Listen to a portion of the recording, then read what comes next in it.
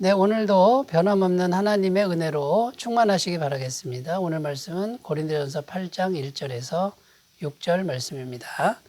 우상의 제물에 대하여는 우리가 다 지식이 있는 줄을 아나 지식은 교만하게 하며 사랑은 덕을 세우나니 만일 누구든지 무엇을 아는 줄로 생각하면 아직도 마땅히 알 것을 알지 못하는 것이요 또 누구든지 하나님을 사랑하면 그 사람은 하나님도 알아주시느니라.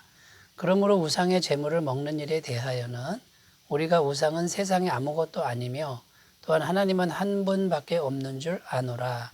비록 하늘에나 땅에나 신이라 불리는 자가 있어 많은 신과 많은 주가 있으나 그러나 우리에게는 한 하나님 곧 아버지가 계시니 만물이 그에게서 났고 우리도 그를 위하여 있고 또한 한 주 예수 그리스도께서 계시니 만물이 그로 말미암고 우리도 그로 말미암아 있느니라. 아멘. 네, 오늘 말씀 1절을 다시 읽어보면요. 우상의 제물에 대하여는 우리가 다 지식이 있는 줄을 아나 지식은 교만하게 하며 사랑은 덕을 세우나니. 자, 이렇게 기록하면서 고린도전서 8장을 시작하고 있습니다. 고린도전서 8장에서 다룰 내용은 우상의 제물에 대하여는 우상의 제물을 먹는 일에 대해서 이제 살펴보겠다라는 겁니다. 고린도 교회 교인들이 바울에게 편지를 썼는데 7장에서는 첫 번째 질문이 뭐였습니까? 결혼하는 문제, 그 다음에 독신 생활과 재혼하는 문제, 이런 문제에 대하여 질문을 했죠. 오늘 8장은 우상의 제물을 먹어도 되느냐, 먹지 말아야 되는가, 이제 이런 질문을 지금 바울에게 한 것입니다. 그때 당시 시대적 배경을 보면요, 그 이방 사회는 특히 이 고린도 지역뿐만 아니라 이방 지역은요, 우상 숭배가 굉장히 많았습니다. 그러니까 그 우상 숭배할 때 고기든지 채소든지 그 우상의 신전에 바쳐진 그런 음식들이 굉장히 많았습니다. 그러면 우상에게 바쳐진 그 고기와 음식들을 그냥 버리느냐? 그렇지 않고요. 그것을 시장에 내다가 팔았다라는 겁니다. 그 양이 엄청났습니다. 그러니까 대부분의 사람들이 그 시장에서 음식을 사다 먹는데 우상에게 바쳐진 음식을 사서 먹는 거죠. 그 이방 사회의 거의 대부분의 사람들이 그 음식을 사 먹는 겁니다. 그러니까 그 음식을 안 사 먹으면은 그 음식을 못 먹게 되는 것이죠. 자, 그런데 고린도 교회 안에 이제 두 흐름이 생기기 시작했습니다. 주장하는 겁니다.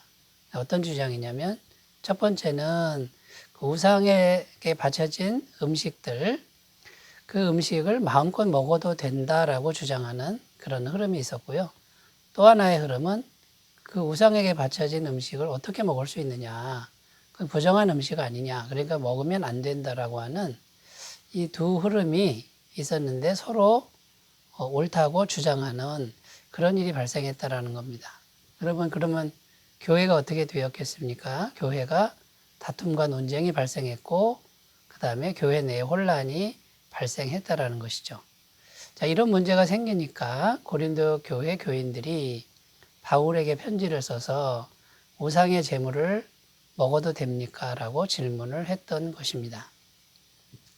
자, 그래서 우리가 이제 오늘 이런 질문을 했는데 바울이 이 질문에 대해서 답변하는 내용을 우리가 살펴보면서 정말 하나님이 원하시는 게 무엇인지를 살펴보는 그런 시간이 되셨으면 좋겠습니다. 자, 첫 번째 바울이 한 답변은 이것입니다. 지식은 교만하게 하고 사랑은 덕을 세웁니다. 라고 답변을 했다라는 것이죠. 1절 말씀 다시 보면 우상의 제물에 대하여는 우리가 다 지식이 있는 줄을 아나 지식은 교만하게 하며 사랑은 덕을 세우나니. 자, 여기에 대해서 우상의 제물에 대해서는요, 지식이 다 있다는 겁니다. 그러나 지식은 교만하게 하고 사랑은 덕을 세우니까 결국 뭐 하라는 겁니까? 지식보다는 사랑 쪽으로 가야 된다라고 지금 바울이 말하고 있는 것이죠. 자, 이게 무슨 뜻인지 살펴보겠습니다. 지식이라고 하는 것은 뭐냐면요, 우상의 제물에 대해서 각자가 다 지식이 있습니다. 이 음식은 우상에게 바쳐진 음식이다라는 것이고, 그 우상에게 바쳐진 음식도 하나님께서 만드신 거니까 얼마든지 먹을 수 있다.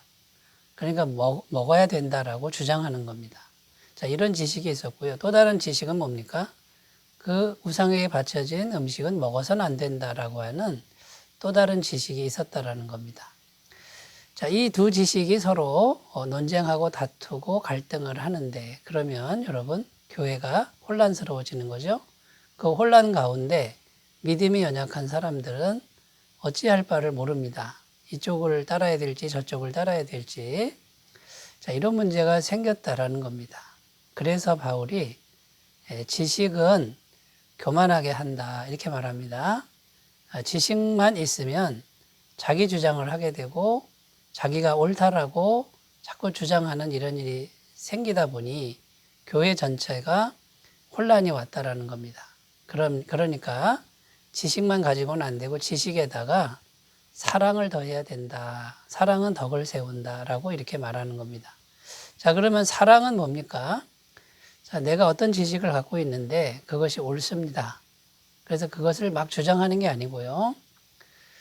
반대되는 사람이 있고 또 믿음이 연약한 사람이 있다 그러면 내가 가진 그 지식을 양보할 수 있는 겁니다. 믿음이 연약한 사람들이 지식이 온전하지 못해서 고기를 못 먹고 있으면 지식이 있는 나는 어떻게 해야 됩니까? 나는 양보할 수 있는 것이죠. 그게 사랑이라는 겁니다.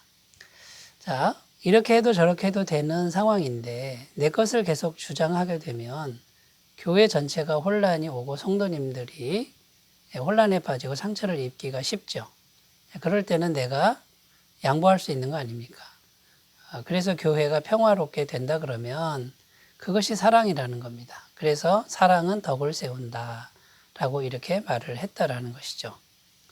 여러분, 오늘 바울이 답변한 첫 번째 내용을 보면서 우리 자신을 돌아봤으면 좋겠는데 우리가 알고 있는 지식을 가지고 주장하는 쪽입니까? 아니면 그 지식에다가 연약한 사람을 배려하는 그런 사랑이 더해져 있습니까? 이것을 돌아보시는 귀한 시간이 되셨으면 좋겠습니다. 자, 두 번째 사도 바울이 답변한 내용을 살펴보겠는데요. 두 번째는 참 신앙도 역시 지식에다가 사랑을 더하는 것이다 라고 바울이 말하고 있는 것입니다. 3절 말씀에 보면 또 누구든지 하나님을 사랑하면 그 사람은 하나님도 알아주시느니라. 여기 보면 사랑이란 단어가 나오죠. 하나님을 사랑하면 하나님도 그 사람을 알아주신다. 이렇게 이제 표현했는데 이 말도 뭡니까? 하나님을 아는 지식만으로는 부족하다라는 겁니다. 하나님을 사랑해야 된다라는 것이죠. 여러분, 하나님을 아는 지식은 누구도 알고 있습니까? 귀신들도 알고 있다는 거예요. 야고보서 2장 19절에 보면요. 내가 하나님은 한 분이신 줄을 믿느냐? 잘하는도다. 귀신들도 믿고 떠느니라.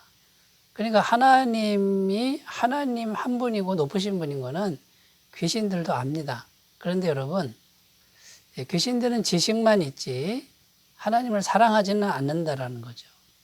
그러니까 여러분, 지식만 가지고는 참신앙이 될 수가 없다라는 거예요.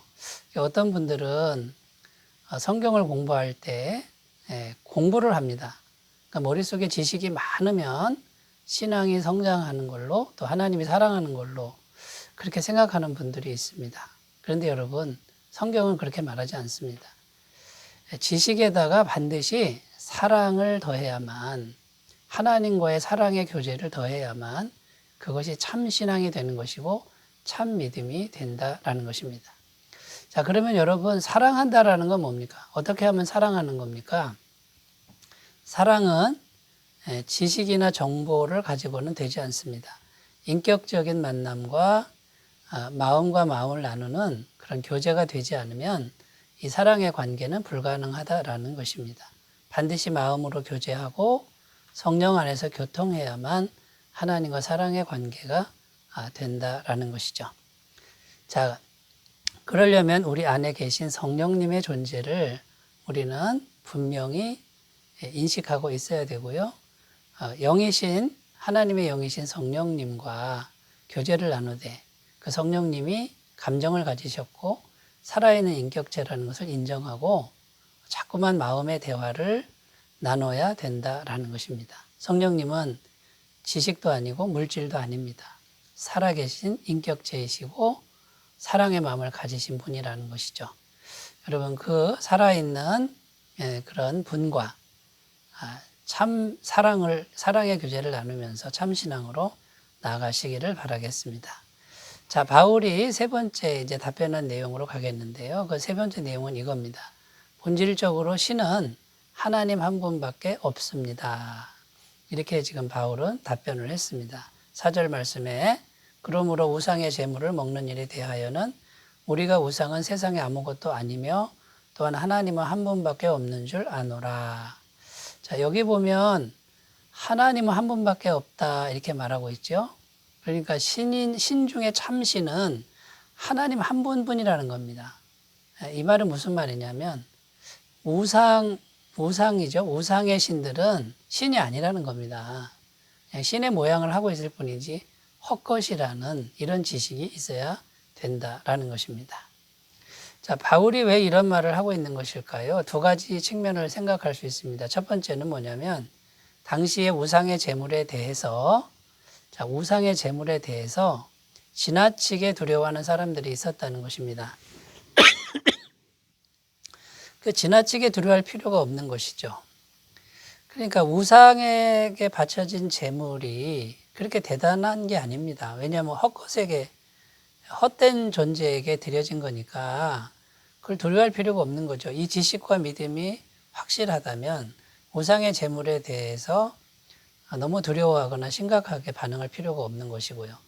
자, 두 번째 측면은 이것입니다. 또 어떤 사람들은 우상의 제사에 참여하는 습관을 계속 갖고 있었다라는 겁니다.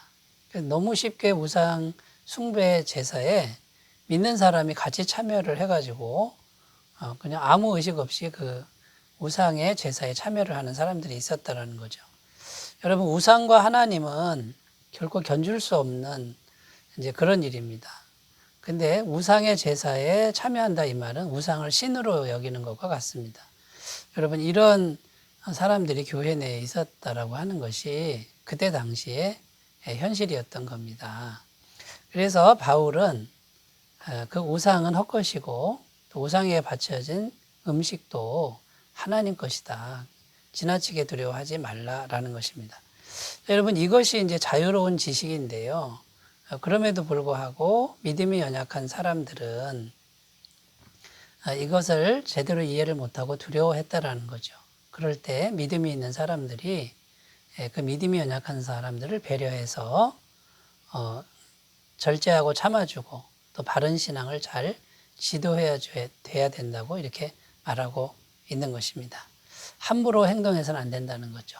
자, 이런 답변을 주셨는데 이제 우리의 모습을 돌아보셨으면 좋겠습니다.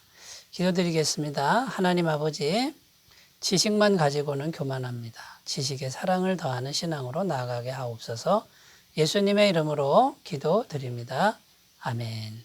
주님의 임재가 충만하시기 바라겠습니다. 감사합니다.